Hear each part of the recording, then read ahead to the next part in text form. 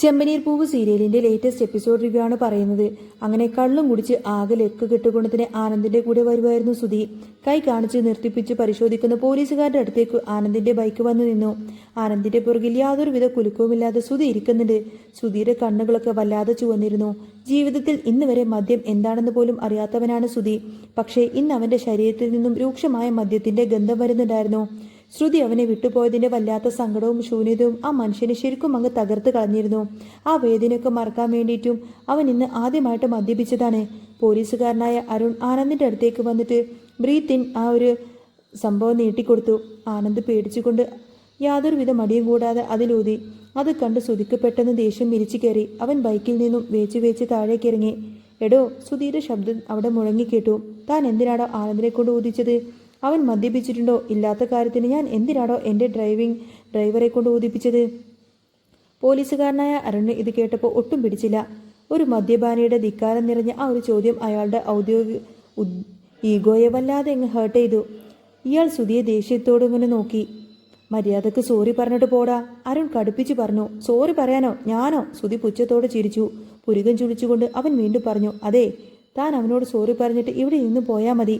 ഇതൊക്കെ കണ്ടിട്ട് ആനന്ദിന് ശരിക്കും ഇങ്ങനെ പേടിയാവുന്നുണ്ട്. അവൻ വേഗം സുധിയുടെ അടുത്തേക്ക് വന്ന് പറഞ്ഞു, എടാ സുധി, വേണ്ട, നീ ഇങ്ങോട്ടേക്ക് വാ, നമുക്ക് പോവാം. പക്ഷേ സുധി അടങ്ങാനൊന്നും തയ്യാറായില്ല. ഇതങ്ങ് വെറുതെ വിട്ടിട്ടൊന്നും കാര്യമില്ല. ഇയാളെ കൊണ്ട് ഞാൻ സോറി പറയിപ്പിക്കും. അരുണിനപ്പോഴും ദേഷ്യം വല്ലാതെ വരുന്നുണ്ടായിരുന്നു. സച്ചിയുമായിട്ട് മുൻപ് ഏറ്റുമുട്ടിയിട്ടുള്ള അതേ പോലീസുകാരനാണ് ഈ അരുണ്. അയാൾ പല്ലുരുമ്മിക്കൊണ്ട് പറഞ്ഞു, എടാ, മര്യാദക്കങ്ങ് പോവാൻ നോക്ക്. പോകില്ല സാറേ, ഇയാൾ സോറി പറയണം, ആനന്ദിനോട് സോറി പറയണം. സുധി വിട്ടുകൊടുത്തില്ല. ഓ, അപ്പോൾ സോറി പറയാതെ താൻ പോവത്തില്ല അല്ലേ? അരുൺ പരിഹാസത്തോടെ ചോദിച്ചു. ഇല്ല, ഞാൻ പോവത്തില്ല, സുധി മുഖത്തടിച്ചതുപോലെ പറഞ്ഞു. എങ്കിൽ ഒരു കാര്യം ചെയ്യേ, താൻ പോവണ്ട. അരുൺ പെട്ടെന്ന് തന്നെ തന്റെ കൂടെയുള്ള ആ ഒരു കോൺസ്റ്റബിൾമാരെ നോക്കിക്കൊണ്ട് ആജ്ഞാപിച്ചു. എടോ, ഇവനെ പിടിച്ച് പോലീസ് ജീപ്പിലേക്ക് അങ്ങ് കയറ്റിടോ. അത് കേട്ടപ്പോൾ ബാക്കിയുള്ള പോലീസുകാരെല്ലാം വന്ന് സുധിയുടെ കയ്യിലങ്ങ് ബലമായി പിടിച്ച്. ഇത് കണ്ടപ്പോൾ തന്നെ ആനന്ദ് ഓടി വന്നു. സാറേ, അവനെ കൊണ്ടുപോകരുത്. അവൻ ഈ മദ്യലഹരിയിൽ ഓരോന്നൊക്കെ വിളിച്ചു പറയുന്നതാ. അവൻ്റെ കെട്ട് കഴിയുമ്പോഴേക്കും ഞാൻ അവനിട്ട് 2 കൊടുത്തിട്ട് ഞങ്ങൾ വിട്ടോളാം. സാറ് തൽക്കാലത്തേക്കൊന്ന് ക്ഷമിക്കുകയെന്നൊക്കെ ആനന്ദ് കെഞ്ചി. അരുൺ ആനന്ദിനെ രൂക്ഷമായി നോക്കി. താൻ പോവാൻ നോക്ക്. അല്ല, ഇപ്പൊ തന്നെയും പിടിച്ചോണ്ട് പോകണോ? സാറേ, പ്ലീസ് സാറേ, അവനൊന്നും ഉപദ്രവിക്കരുത്. ആനന്ദ് വീണ്ടും കരഞ്ഞുകൊണ്ട് പറഞ്ഞു. ഉപദ്രവിക്കണോ വേണ്ടയോ എന്നൊക്കെ ഞങ്ങൾ തീരുമാനിച്ചോളാം.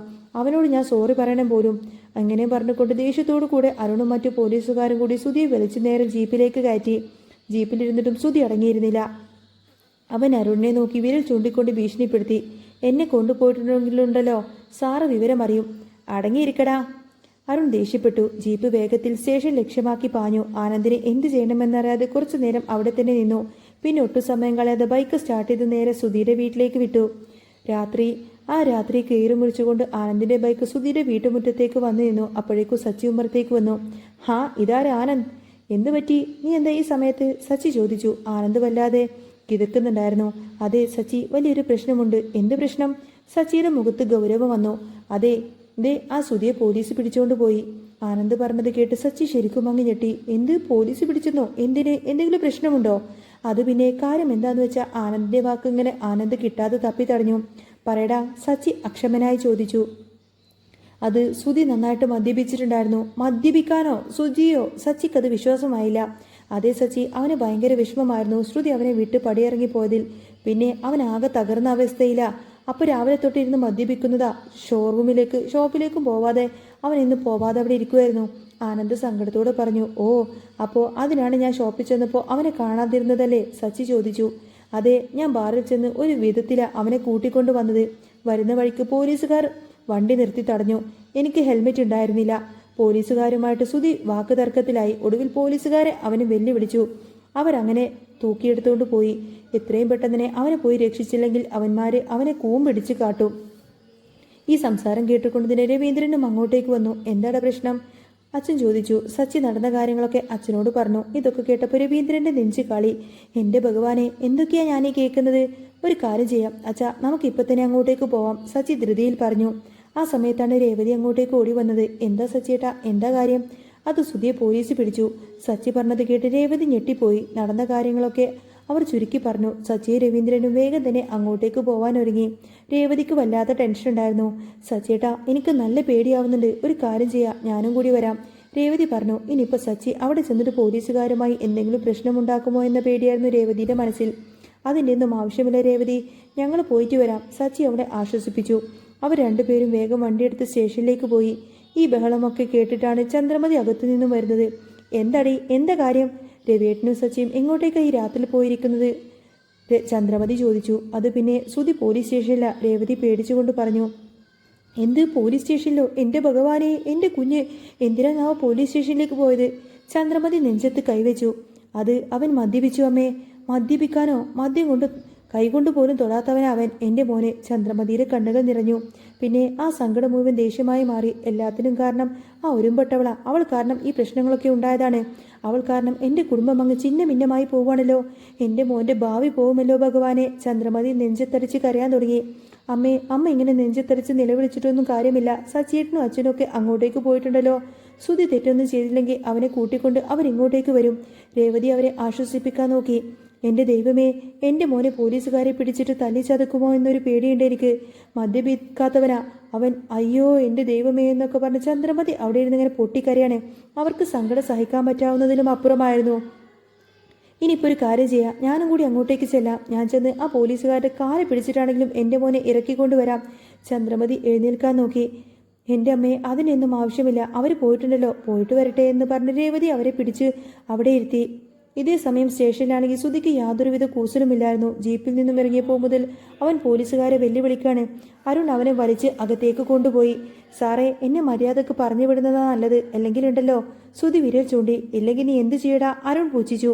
എൻ്റെ അനുജനെ കുറിച്ച് സാറിന് അറിയില്ലല്ലോ. അവൻ ഇങ്ങോട്ടേക്ക് വന്നാലുണ്ടല്ലോ, സാറിൻ്റെ കാര്യത്തിൽ ഇന്ന് അവനൊരു തീരുമാനമുണ്ടാക്കും. സാറിൻ്റെ നെഞ്ചത്ത് നല്ല ഇടി തരും. സുധി വീമ്പിളക്കി. ഓ, നിന്റെ അനിയൻ അത്ര വലിയ കേമനാണോ? സാർ അവനെ കണ്ടിട്ടില്ലല്ലോ, ഒന്ന് കാണണമല്ലോ അവനെ. അരുൺ കളിയാക്കി ചിരിച്ചു. ഞാൻ ലോക്കപ്പിലാണെന്ന് അറിഞ്ഞു കഴിഞ്ഞാൽ അവൻ ഇങ്ങോട്ടേക്ക് ഓടി വരും. അതറിഞ്ഞിട്ട് അവനെങ്ങാനും ഇങ്ങോട്ടേക്ക് കയറി വന്നാലുണ്ടല്ലോ, എങ്കിൽ അതൊന്ന് കാണാം. കയറി വടാകത്ത്. എങ്ങനെയും പറഞ്ഞ് അരുൺ സുധിയെ നേരെ ഇങ്ങനെ പിടിച്ച് ലോക്കപ്പിനകത്തേക്കങ്ങ് തള്ളിക്കയറ്റി. അവൻ നിലത്തേക്കങ്ങ് വീണു. നിന്റെ ഷർട്ടൊക്കെ ഊരിവെക്കടാ അവിടെ, അരുൺ ആജ്ഞാപിച്ചു. സുധി യാതൊരുവിധ മടിയും കൂടാതെ ഷർട്ടൊക്കെ ഊരിവെച്ചു. എന്നിട്ട് അഴിക്കുള്ളിലൂടെ നോക്കി പറഞ്ഞു. സാറേ, ഇതിനൊക്കെ എൻ്റെ അനുജൻ സാറിനോട് വന്ന് പകരം ചോദിക്കും കേട്ടോ. എങ്കിൽ അതൊന്ന് കണ്ടിട്ട് തന്നെ കാര്യമെന്നും പറഞ്ഞ് അരുൺ ലോക്കപ്പ് അങ്ങ് പൂട്ടിയിട്ടു. ഇതേ സമയം വേറൊരു മുറിയിൽ ശ്രുതി അവളുടെ കൂട്ടുകാരി മീരയോട് ഇങ്ങനെ സംസാരിക്കുമായിരുന്നു. ശ്രുതിയുടെ മുഖത്ത് വല്ലാത്തൊരു പകയുണ്ടായിരുന്നു. നീ ചെന്നിട്ട് കാര്യങ്ങളൊക്കെ സംസാരിച്ചോ? നീ സുധിയെ കണ്ടോ? മീര ചോദിച്ചു. സുധിയെ കണ്ടെന്നോ? ഒന്നുമില്ല, കണ്ടില്ല. ശ്രുതിയുടെ ശബ്ദം തണുക്കുന്നുണ്ടായിരുന്നു. ഇന്നലെ ഞാൻ ഷോപ്പിൽ ചെന്നപ്പോൾ ആൻറ്റി എന്നെ അടിച്ചിറക്കി വിട്ടില്ലേ? പക്ഷേ ഇന്നൊന്ന് പോയി നോക്കാമെന്നോർത്ത് അവിടെ ചെന്ന് നോക്കിയപ്പോൾ ശ്രുതി അവിടെ ഇല്ലായിരുന്നു. പിന്നെ അവനെ എവിടെ പോയതാ? മീരക്ക് അത്ഭുതമായി. അതിനെക്കുറിച്ചൊന്നും എനിക്കറിയത്തില്ല. ഇനി വല്ല ഡീലറെ കാണാൻ പോയതാ എന്നൊന്നും അറിയില്ല. എടി, നീ ഇങ്ങനെ പോയിട്ടാണ് നിന്റെ കാര്യത്തിൽ ഒരു തീരുമാനമാവുക. എന്താണെങ്കിലും ശ്രുതി അവൻ്റെ അമ്മ പറയുന്നതല്ലേ കേൾക്കത്തുള്ളൂ. നീ പറയുന്നതൊന്നും അവൻ അനുസരിക്കുമെന്നൊന്നും എനിക്ക് തോന്നുന്നില്ല. മീര അവളെ കാര്യങ്ങളൊക്കെ പറഞ്ഞ് മനസ്സിലാക്കാൻ ശ്രമിച്ചു. പക്ഷേ അത് കേട്ടപ്പോൾ ശ്രുതിയുടെ കണ്ണുകളിൽ നിന്നും തീ പാറുന്നത് പോലെ തോന്നി. എന്തൊക്കെ സംഭവിച്ചാലും ശരി, എൻ്റെ തല പോയാലും ശരി, ഞാൻ ആ വീട്ടിലേക്ക് തിരികെ തന്നെ പോവും. അതും ശ്രുതിയുടെ ഭാര്യയായിട്ട് തന്നെ. ഈ പറയുന്ന ശ്രുതി ശരിക്കും നിനക്കറിയത്തില്ല മീരെ, അവൾ നിശ്ചയദാർഢ്യത്തോടെ പറഞ്ഞു. എന്ത് ചെയ്യാൻ പറ്റുമെന്ന് ഞാനൊന്ന് നോക്കട്ടെ. ഇവിടെ വരെ കാര്യങ്ങളൊക്കെ കൊണ്ടെത്തിച്ചതല്ലേ, പിന്നെ ബാക്കി കാര്യങ്ങൾ കൂടെ നോക്കുന്നതിനാണോ പ്രശ്നം? എനിക്കതിനൊന്നും ബുദ്ധിമുട്ടില്ല. ഇത് ഡേഞ്ചറാ ശ്രുതി, നിനക്കറിയാലോ. നിനക്കവരെ ശരിക്കും അറിയാലോ. നിന്നെ പെട്ടെന്നൊന്നും അവരെ ഉൾക്കൊള്ളാനായിട്ടൊന്നും അവർ തയ്യാറാവില്ല. മീര മുന്നറിയിപ്പ് പോലെ പറഞ്ഞു. പക്ഷേ ശ്രുതി അതൊന്നും കേൾക്കാൻ തയ്യാറായില്ല. അവൾ എങ്ങനെയെങ്കിലും ആ വീട്ടിൽ കയറിപ്പറ്റണമെന്ന ആ ഒരു അധികാരം സ്ഥാപിച്ചെടുക്കണം. അതിനുവേണ്ടി അവൾ എന്ത് ചെയ്യാനും മടിക്കില്ല. അങ്ങനെ എങ്ങനെയെങ്കിലും ആ വീട്ടിൽ കയറിക്കൂടുമെന്ന ഉറച്ച തീരുമാനത്തിലാണ് ശ്രുതി. ഇതേ സമയം പോലീസ് സ്റ്റേഷനിൽ സച്ചിയെ രവീന്ദ്രനും പാഞ്ഞെത്തി. വണ്ടി നിർത്തിയപ്പോൾ അവർ വേഗം തന്നെ അകത്തേക്ക് കയറി. സച്ചിയെ കണ്ടപ്പോൾ അരുണിന്റെ മുഖമങ്ങ് മാറി. പഴയൊരു വൈരാഗ്യം അയാളുടെ മനസ്സിൽ കിടക്കുന്നുണ്ടായിരുന്നു. നീ എന്താണ് ഇവിടെ? അരുൺ പുരുകൻ ചുളിച്ചു. അതെ സാറേ, എൻ്റെ ചേട്ടൻ ഇവിടെയുണ്ട്. ചേട്ടനെ ഇവിടെ ലോക്കപ്പിലാക്കിയിട്ടുണ്ടെന്ന് പറഞ്ഞു. സച്ചി വളരെ ശാന്തമായി സംസാരിച്ചു. ആ സമയത്താണ് ലോക്കപ്പിൽ കിടക്കുന്ന സുധിയെ അച്ഛൻ കണ്ടത്. എൻ്റെ മോനെ എന്ന് വിളിച്ചുകൊണ്ട് രവീന്ദ്രൻ അഴിക്കള്ളിൽ അകത്തേക്ക് ഓടിച്ചെന്നു. സുധി അച്ഛനെ കണ്ടപ്പോൾ പരാതി പറയാൻ തുടങ്ങി. അച്ഛാ, കണ്ടില്ലേ, ഇവൻ എന്നെ പിടിച്ച് ലോക്കപ്പിലിട്ടിരിക്കുവാണേ. അരുൺ സച്ചിയെ നോക്കി പരിഹസിച്ചു. ഓ, അപ്പോൾ നീയാണല്ലേ ആ അനുജൻ? ഇവൻ പറഞ്ഞിട്ടുണ്ടായിരുന്നു എൻ്റെ അനുജൻ വന്നിട്ടുണ്ടെങ്കിൽ നിന്നെയൊക്കെ ഇടിച്ചങ്ങ് ശരിയാക്കുമെന്നൊക്കെ. അപ്പോൾ നീയാടാ വലിയ ഗുണ്ട, റൗഡിയാണല്ലേ നീ? ഡേ സാറേ, വേണ്ട. സച്ചിയുടെ സ്വരം അല്പം കടുത്തു. അതിനുള്ള സമയമൊന്നുമല്ല ഇത്. എടാ, നീ കഴിഞ്ഞ ദിവസം എൻ്റെ കോളറിനെ പിടിച്ച് കീറിയതല്ലേ? എൻ്റെ ഷർട്ടിൻ്റെ പോക്കറ്റ് നീ അങ്ങ് വലിച്ചു കീറിയതല്ലേ? അപ്പം തന്നെ നിന്നെ ഞാൻ ഒന്ന് ഓടെ വിടാൻ വേണ്ടിയിട്ട് വെച്ചിരിക്കുമായിരുന്നു. എന്തായാലും കൃത്യസമയത്ത് തന്നെ നീ ഇങ്ങോട്ടേക്ക് വന്നു കയറി. അരുൺ പകയോടെ പറഞ്ഞു. സാറേ, എൻ്റെ ചേട്ടനൊരു തെറ്റും ചെയ്തിട്ടില്ല. ചേട്ടനെ വെറുതെ ലോക്കപ്പിലിട്ടേക്കുവാണ്. മദ്യലഹരിയിൽ ഓരോന്ന് വിളിച്ചു പറഞ്ഞുകൊണ്ടിരിക്കുക. ആ ലോക്കപ്പിൽ തുറന്നു തരണം സാറേ, സച്ചി അപേക്ഷിച്ചു. പിന്നെ തുറന്നു തരണം പോലും? നീ എന്നെ അടിക്കുമാടാ. നീ വന്നാ എന്നെ അടിക്കുമോ എന്നൊക്കെയാ നിന്റെ ചേട്ടൻ പറഞ്ഞിരിക്കുന്നത്. അരുൺ വീണ്ടും പ്രകോപിപ്പിച്ചു. അത് കേട്ടപ്പോൾ ലോക്കപ്പിൽ നിന്ന് സുധി വിളിച്ചു പറഞ്ഞു. എടാ സച്ചി, അവന്മാരെ ഇടിച്ചങ്ങ് നിരപ്പാക്കടാ. എന്നിട്ട് ലോക്കപ്പ് തുറന്ന് എന്നെ അങ്ങ് കൊണ്ടുപോവടാ. ഇത് കേട്ട് രവീന്ദ്രൻ അങ്ങ് പേടിച്ചു പോയി. എൻ്റെ സുധി, നീ ഒന്നും മിണ്ടാതിരിക്ക്. അച്ഛൻ എന്തിനാ പേടിക്കുന്നത്? സച്ചി ഇല്ലേ കൂടെ? സച്ചി അവന്മാരൊക്കെ ഇടിച്ചങ്ങ് നിരപ്പാക്കും. സുധി വീണ്ടും അലറി. സച്ചിക്കാണെങ്കിൽ എന്ത് ചെയ്യണമെന്നറിയാത്ത അവസ്ഥയായിരുന്നു. അവൻ ദേഷ്യം കടിച്ചമർത്തിക്കൊണ്ട് സുധിയെ ഒന്ന് നോക്കി. ഈ സമയത്ത് തന്നെ അരുൺ സച്ചിയുടെ അടുത്തേക്ക് വന്നിട്ട് ചോദിച്ചു. എന്താടാ, നിന്റെ കൈ പൊങ്ങുന്നില്ലേ? അടിക്കടാ എന്നെ. സച്ചി തന്നെ നിയന്ത്രണം വിട്ടില്ല. അവൻ പറഞ്ഞു. വേണ്ട സാറേ, വെറുതെ ഒരു പ്രശ്നമൊന്നും ഉണ്ടാക്കണ്ട. എൻ്റെ ചേട്ടൻ തെറ്റൊന്നും ചെയ്തിട്ടില്ല. അവൻ ലഹരിയിൽ എന്തൊക്കെയോ വിളിച്ചു പറയുന്നതാ. അതിന്റെ പേരിൽ സാറ് വെറുതെ ചേട്ടനെ ലോക്കപ്പിലിട്ട് ഇട്ടിട്ടൊന്നും കാര്യമില്ല. എന്നാൽ ഈ ഒരു ബഹളത്തിനിടയിലേക്കാണ് അവിടെയുള്ള CA സ്റ്റേഷനിലേക്ക് കയറി വരുന്നത്. കാര്യങ്ങളൊക്കെ വഷളാവുന്നത് കണ്ട് CA ചോദിച്ചു. എന്താ ഇവിടെ പ്രശ്നം? രവീന്ദ്രനും സച്ചിയും CAയോട് കാര്യങ്ങളൊക്കെ വിശദീകരിച്ചു പറഞ്ഞു. സുധിയുടെ ഇപ്പോഴത്തെ അവസ്ഥയും അവൻ ആദ്യമായിട്ട് മദ്യപിച്ചതാണെന്നും അവർ പറഞ്ഞു. എന്നിട്ട് പറഞ്ഞ് മനസ്സിലാക്കി. എല്ലാം കേട്ടപ്പോൾ CA അരുണിനോട് ദേഷ്യപ്പെട്ടു. എന്തിനാണോ ഇയാളെങ്ങനെ ലോക്കപ്പിലിട്ടിരിക്കുന്നത്? അല്ല സാറേ, എന്നോട് സോറി പറയണമെന്നൊക്കെ അവൻ പറഞ്ഞു. അതുകൊണ്ടായെന്ന് അരുൺ പരിങ്ങി.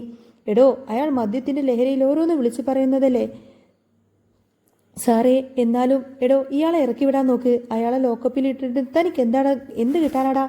CA കർക്കശമായി തന്നെ പറഞ്ഞു. ഒടുവിൽ വേറെ വഴിയില്ലാതെ അരുണിനെ ആ ഒരു ലോക്കപ്പ് തുറന്നു കൊടുക്കേണ്ടി വന്നു. സുധിയെ അവർ പുറത്തേക്ക് ഇറക്കി. അങ്ങനെ സുധിയും കൂട്ടിക്കൊണ്ട് സച്ചിയും രവീന്ദ്രനും വീട്ടിലേക്ക് തിരിച്ചു. വഴിയിലുടനീളം വല്ലാത്തൊരു നിശബ്ദതയായിരുന്നു. സുധിയുടെ ബോധം പതിയെ തെളിഞ്ഞു വരുന്നുണ്ടായിരുന്നു. താൻ ചെയ്തു കൂട്ടിയ കാര്യങ്ങളെക്കുറിച്ചോർത്ത് അവന് തന്നെ വല്ലാത്ത കുറ്റബോധം തോന്നി തുടങ്ങി. വീട്ടിലേക്ക് എത്തിയപ്പോൾ ഉമ്മർത്ത് തന്നെ ചന്ദ്രമതിയും രേവതിയും കാത്തു നിൽക്കുന്നുണ്ടായിരുന്നു. അവർ അകത്തേക്ക് കയറി. പെട്ടെന്ന് തന്നെ ആരും പ്രതീക്ഷിക്കാത്ത കാര്യമാണ് അവിടെ സംഭവിച്ചത്. സുധി നേരെ ചെന്ന് അച്ഛനായ രവീന്ദ്രന്റെ കാലിലേക്ക് വീണങ്ങ് പൊട്ടിക്കരയാൻ തുടങ്ങി. അച്ഛാ, എന്നോട് ക്ഷമിക്കച്ചാ. സുധി വിങ്ങിപ്പൊട്ടി. ഞാൻ അച്ഛനോട് കുറേയധികം തെറ്റൊക്കെ ചെയ്തിട്ടുണ്ട്. അച്ഛൻ എന്നോട് ക്ഷമിക്കണം. എല്ലാത്തിനും എന്നോട് ക്ഷമിക്കണം. അവൻ കാല് പിടിച്ച് കരയുന്നത് കണ്ട് രവീന്ദ്രന്റെ കണ്ണ് നിറഞ്ഞു. അത് കണ്ട് ചന്ദ്രമതിക്കും സഹിച്ചില്ല. സ്വന്തം മകന്റെ ഇപ്പോഴത്തെ ഈ ഒരവസ്ഥ അവർക്ക് താങ്ങാവുന്നതിലും അപ്പുറമായിരുന്നു. എപ്പോഴും പ്രസരിപ്പോടെ ഒരു തെറ്റും ചെയ്യാതെ നടന്നിരുന്ന സുധി ശരിക്കും ആകെപ്പാടങ്ങ് തകർന്നു പോയിരിക്കുന്നു. മദ്യത്തിന്റെ ലഹരിയിലൊക്കെ വിട്ടപ്പോൾ താൻ എന്താണ് ചെയ്തു വെച്ചത് എന്നോർത്ത് അവൻ ആകെ നീറിപ്പുകഞ്ഞു. ശ്രുതി എന്നൊരു പെൺകുട്ടി കാരണം ആ കുടുംബം വീണ്ടും അങ്ങ് തകരാനൊരുങ്ങാണ്. അവളുടെ വാശിയും പകയും ആ കുടുംബത്തിലെ ഓരോരുത്തരുടെയും സമാധാനം കെടുത്തിക്കളഞ്ഞു. ഇനി എന്തൊക്കെയാണ് സംഭവിക്കാൻ പോകുന്നത് എന്നൊക്കെ നമുക്കിനി കാത്തിരുന്ന് കാണാട്ടോ. അങ്ങനെ ചെമ്പനീർ പൂവിൽ ഇനി വരാൻ പോകുന്നതല്ല സൂപ്പർ അടിപൊളി ത്രില്ലിംഗ് എപ്പിസോഡുകളൊക്കെ തന്നെയാണ്. നിങ്ങൾക്ക് ഈ ഒരു ചാനൽ ഇഷ്ടമാവുകയാണെങ്കിൽ സബ്സ്ക്രൈബ് ചെയ്യാനും സപ്പോർട്ട് ചെയ്യാനും മറക്കല്ലേ. നെക്സ്റ്റ് വീഡിയോ ഉടനെ വരാം. ബൈ.